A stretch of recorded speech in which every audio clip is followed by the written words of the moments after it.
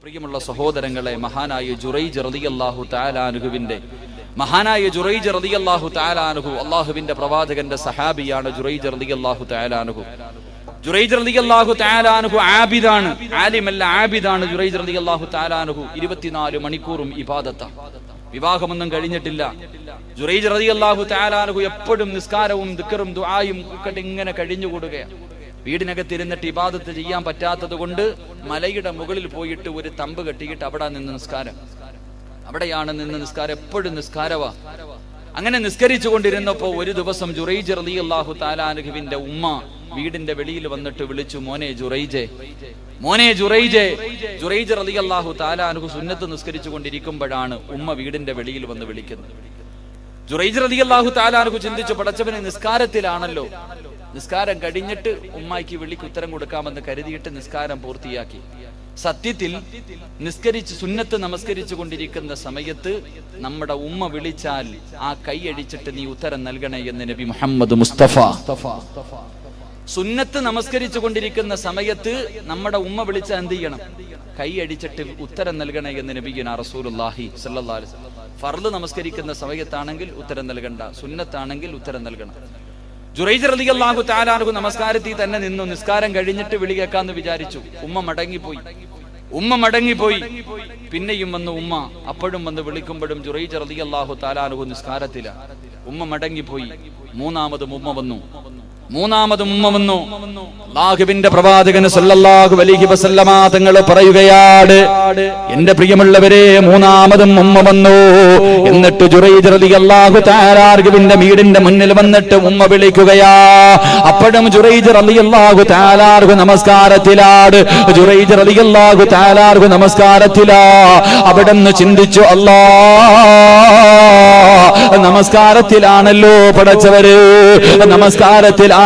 പടച്ചവര്, നമസ്കാരം തീർന്നിട്ട് ഉമ്മയുടെ വിളി കേൾക്കാമെന്ന് കരുതുമ്പോ ഉമ്മയുടെ മനസ്സ് വേദനിക്കുകയാ.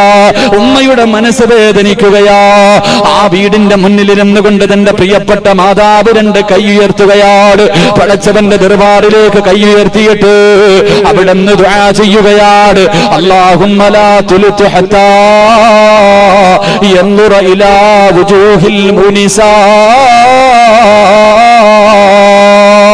പാതിരാത്രി ഒരുമിച്ച് കൂടി എന്റെ പ്രിയമുള്ള ചെറുപ്പക്കാരോട്, എന്റെ പ്രിയപ്പെട്ട സഹോദരങ്ങളോട്, ഉമ്മ പെങ്ങന്മാരോട്, എന്റെ പ്രിയമുള്ളവര്, 3 പേരുടെ ദുആ നീ സൂക്ഷിക്കടൂ. അല്ലാഹുവിന്റെ പ്രവാചകൻ പറയുകയാണ്, 3 പേരുടെ ദുആ നീ സൂക്ഷിക്കടേ. ഈ 3 പേരെങ്ങാനും നിനക്കെതിരെ ദുആ ചെയ്താ മരണത്തിന് ശേഷമല്ല പൊന്നുമോനെ ശിക്ഷ കിട്ടുന്നത്. ഈ 3 പേര് ആർക്കെങ്കിലും എതിരായി ദുആ ചെയ്താ ഈ ദുനിയാവിൽ കിടന്ന് നരകിച്ചിട്ട് നീ മരിക്കൂ എന്ന് നബി മുഹമ്മദ് മുസ്തഫ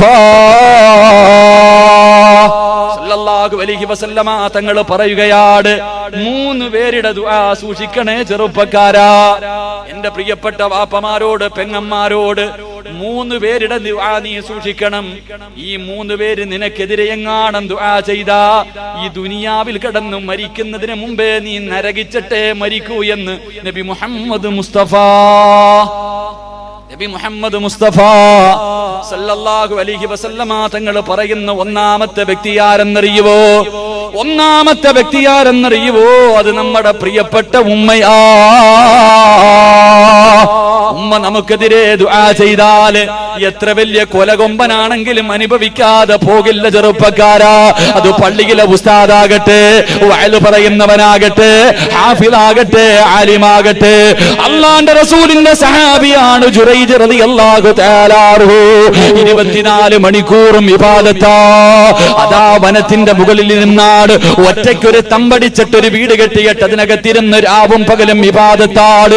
ജുറൈജ് റളിയല്ലാഹു തആല അൻഹുവിന്റെ ഉമ്മയുണ്ടല്ലോ, വീടിന്റെ വെളിയിൽ വന്നിട്ട് വിളിക്കുന്നു, മോനെ ജുറൈജ്. വിളിക്കുത്തരം നൽകിയില്ല. അറിഞ്ഞുകൊണ്ടല്ല, നമസ്കരിച്ചു കൊണ്ടിരിക്കുകയാണല്ലോ, അല്ലാഹുവിന്റെ മുന്നിൽ നിൽക്കുകയാണല്ലോ. ഈ സമയത്ത് ഉമ്മ വിളിച്ചാൽ ഉത്തരം നൽകാൻ, അതാ നമസ്കാരം കഴിഞ്ഞിട്ട് ഉത്തരം നൽകാമെന്ന് കരുതിയിട്ട് നിസ്കരിക്കുന്ന ജുറൈജ് റളിയല്ലാഹു തആല അൻഹു ഉമ്മയുടെ മനസ്സ് വേദനിക്കുകയാ.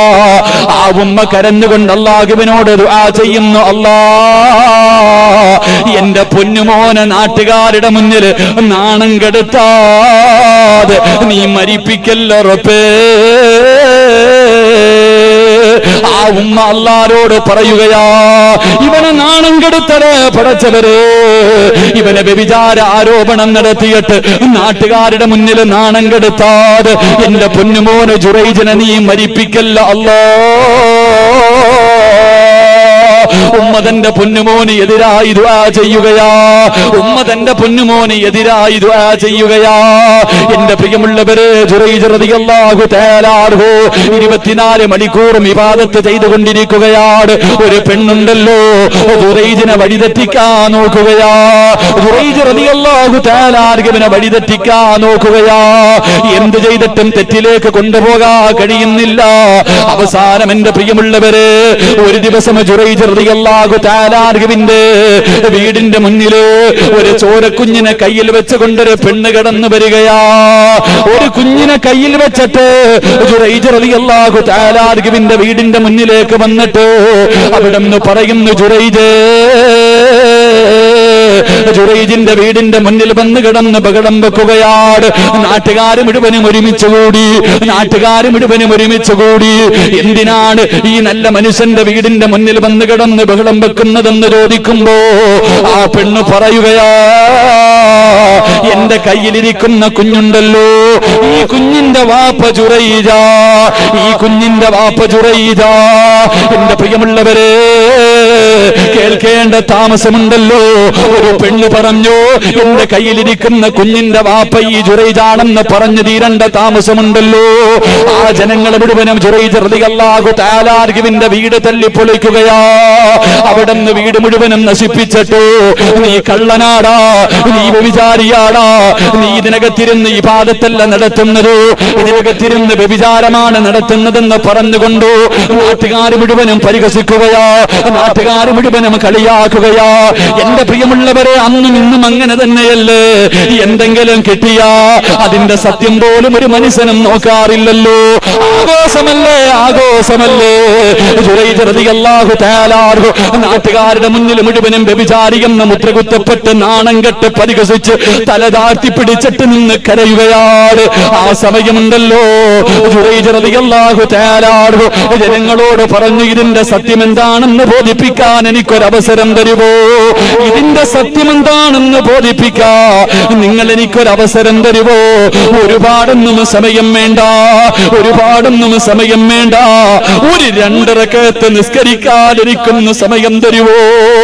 ജുറൈജ് റളിയല്ലാഹു തആല അൻഹു എന്റെ പ്രിയപ്പെട്ട ചെറുപ്പക്കാരോട്, എന്റെ പ്രിയപ്പെട്ട ഉമ്മ പെങ്ങന്മാരോട് ഒരുപാട് പ്രാവശ്യം കരിമ്പാറയിൽ കുത്തിവെക്കുന്നത് പോലെ നിങ്ങളുടെ ഹൃദയത്തിനകത്ത് എഴുതി ചേർക്കാനുള്ള ചരിത്രമാണ് ജുറൈജ് റളിയല്ലാഹു തആല അൻഹു. പടച്ചവരെ, ഒന്നുപെടുക്കുകയാ, ജനങ്ങൾ മുഴുവനും ഒരുമിച്ച് നിൽക്കുകയാണ്, എല്ലാവരും പരിഹസിക്കുകയാണ്, എല്ലാവരും കളിയാക്കുകയാണ്. ജുറൈജ് റളിയല്ലാഹു തആല അൻഹു പടച്ചവരെ ഒന്നുപെടുത്തിട്ട് വന്ന് 2 റക്അത്ത് നിസ്കരിക്കാൻ കൈകെട്ടുകയാ. അല്ലാഹുവേ, നമസ്കാരത്തിന്റെ സമയത്തോ സുജൂദിൽ കിടന്നുകൊണ്ട് ജുറൈജ് പറയുന്നു, അല്ലാ, എനിക്ക് നീയല്ലാതെ ആരുമില്ല അല്ലാ. നമസ്കാരമെന്ന് പറഞ്ഞ മുനാജത്താ പടച്ചവരെ, നമസ്കാരമെന്ന് പറഞ്ഞ അത് പടച്ചവനോടുള്ള മുനാജാത്താ. അള്ളാനോട് സംസാരിക്കണം. നമസ്കരിക്കുമ്പോ മനസ്സ് വേദനയെടുക്കുമ്പോ, നാട്ടുകാർ മുഴുവനും കളിയാക്കുമ്പോ, ഇല്ലാത്ത തെറ്റിന്റെ പേരിൽ നാണം കെടുത്തുമ്പോ ഒന്ന് നിസ്കരിക്ക ചെറുപ്പക്കാരാ. 2 റക്അത്ത് നിസ്കരിച്ചിട്ട് സുജൂദിൽ കിടന്നുകൊണ്ട് അല്ലാഹുവിനോടൊന്ന് സംസാരിക്കു പൊന്നുപോരോ. കൈകെട്ടികെട്ട് പറയുമല്ലോ, للذي فطر السماوات والأرض حنيفا مسلما وما كان من المشركين إن صلاتي ونسكي ومحياي ومماتي. അല്ലാഹുവേ, എന്റെ ജീവിതവും എന്റെ മരണവും എന്റെ പ്രവർത്തനവും എല്ലാം നിനക്കുള്ളതാ അല്ലാ. നാവ് കൊണ്ട് പറഞ്ഞാ പോരാ. ജുറൈജ് റളിയല്ലാഹു തആല അൻഹു സുജൂദിൽ കിടന്നിട്ട് അല്ലാഹുവോട് പറയുന്നു, അല്ലാ, എനിക്ക് നീയല്ലാതെ ആരുമില്ല അല്ലാ, എന്നെ ഒറ്റപ്പെടുത്തല്ലേ അല്ലാ, എന്നെ കളിയാക്കല്ലേ അല്ലാ, ഇതിന്റെ സത്യം നിനക്കറിയാമല്ലോ അല്ലാ, എന്നെ സഹായിക്കണേ എന്ന് നമസ്കാരത്തിൽ സുജൂദിൽ കിടന്ന് ജുറൈജ് റളിയല്ലാഹു തആല മലിക്കുൽ ജബ്ബാറായ സർവാധിനാഥനായ സർവാധിപരനായ ഈ പ്രപഞ്ചം മുഴുവനും അടക്കി ഭരിക്കുന്ന സർവാധിനാഥനായ പടച്ചവന്റെ മുന്നിലോ സുജൂദിൽ കടന്നുകൊണ്ട് പൊട്ടിക്കരഞ്ഞു ദുആ ചെയ്യുകയാ. നമസ്കാരം കഴിഞ്ഞു, നമസ്കാരം കഴിഞ്ഞു. ജനങ്ങൾ മുഴുവനും കൂടി നിൽക്കുകയാണ്, ജനങ്ങൾ മുഴുവനും കൂടി നിൽക്കുകയാണ്.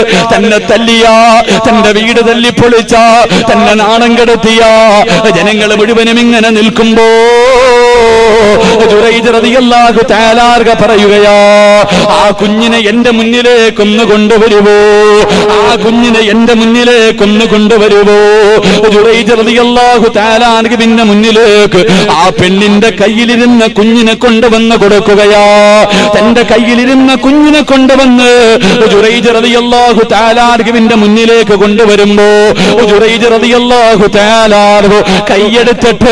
കൈയെടുത്തിട്ട് ആ പൊടിക്കുന്നിന്റെ പൊക്കിളിന്റെ മുകളിൽ കൈവച്ചിട്ട് അവിടുന്ന് ചോദിക്കുന്നു, യാ ഗുലാം മന്നബൂകാ.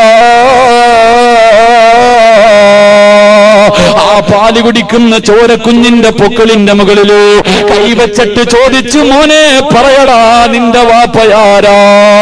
എല്ലാവരും ഇങ്ങനെ നോക്കി നിൽക്കുകയാ, കളിയാക്കിയവരും നാണം കെടുത്തിയവരും എല്ലാവരും ഇങ്ങനെ നോക്കി നിൽക്കുമ്പോ ആ കുഞ്ഞു പറയുകയാ, എന്റെ വാപ്പയാരെന്നറിയുവോ, എന്റെ വാപ്പയാരെന്നറിയുവോ, ഒരു ആട്ടിടയനാണെന്ന് ആ പാല് കുടിക്കുന്ന കുഞ്ഞു പറഞ്ഞു കൊടുത്തു എന്ന് നബി മുഹമ്മദ് മുസ്തഫ സല്ലല്ലാഹു അലൈഹി വസല്ലമ തങ്ങൾ പറഞ്ഞു തരുമ്പോ എന്റെ പ്രിയമുള്ളവരെ, ഉമ്മാന്റെ ദുആ സൂക്ഷിക്കടേ, ഉമ്മാന്റെ ദുആ സൂക്ഷിക്കടേ. ഈ ദുനിയാവിൽ വെച്ച് അനുഭവിച്ചിട്ട് യാത്രയാകു ചെറുപ്പക്കാരാ.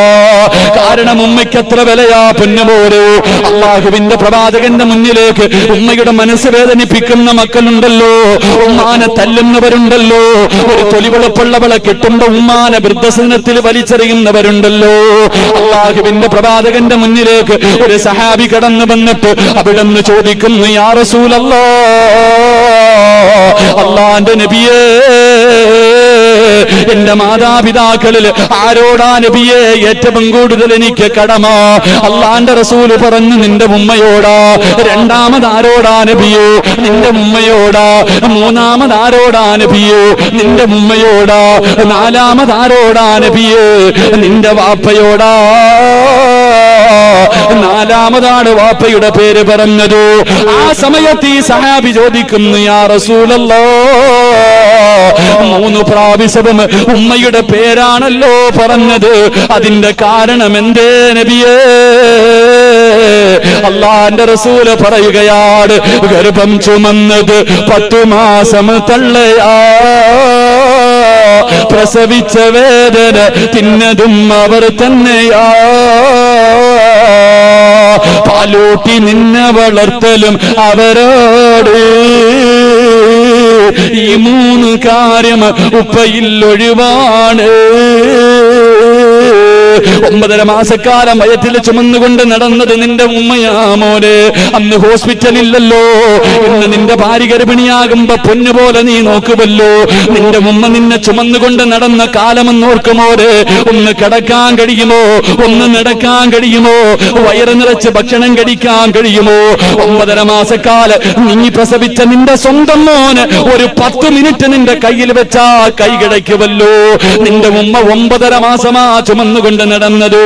എന്നിട്ടോ മരണവേദനയുടെ വേദനയും എന്താ നിന്റെ ഉമ്മ പ്രസവിച്ചത്. ഉമ്മാൻ ഇന്നും നടുവേദന എന്തെന്നറിയുവോ? നിന്റെ ഉമ്മാൻ ഈ സമയത്തും പ്രായമായ നിന്റെ ഉമ്മ രോഗിയായി കിടക്കാനുള്ള കാരണം എന്തെന്നറിയുവോ? നിന്നെ പ്രസവിച്ചതാ ചെറുപ്പക്കാരാ. അല്ലാഹുവേ, മരണവേദന സഹിച്ചതും ഉമ്മ തന്നെയാണ്. 2 വയസ്സ് പൂർത്തിയാകുന്നത് വരെ പട്ടിണിയാണെങ്കിലും രോഗം പിടിച്ചു കിടന്നാൽ നോമ്പ് പിടിച്ച് കിടന്നാൽ എഴുന്നേക്കാൻ വയ്യാതെ കിടക്കുന്ന ഉമ്മയും തന്റെ കുഞ്ഞൊന്ന് കരഞ്ഞാ ഉമ്മാന് സഹിക്കില്ലല്ലോ, വാരിയെടുത്തിട്ട് പാല് തരുവല്ലോ.